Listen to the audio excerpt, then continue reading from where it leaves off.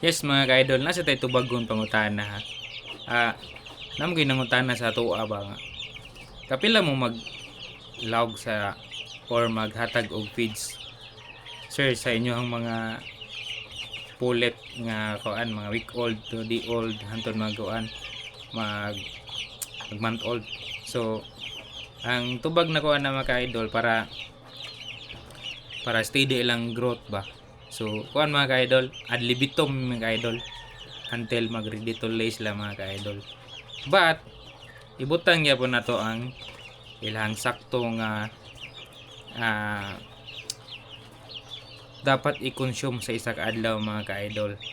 Kay ang excess ana mga ka-idol waste naman na. So na-guide ana mga ka-idol og pila ka grams per head ang itong ibutang ana mga ka-idol per day. So salamat kayo sa mga kuan mga ka-idol ha, mga pangutana mga ka-idol. Hope na answer na ko inyo hang question. Salamat kayo sa pagtan-aw mga ka-idol og happy farming.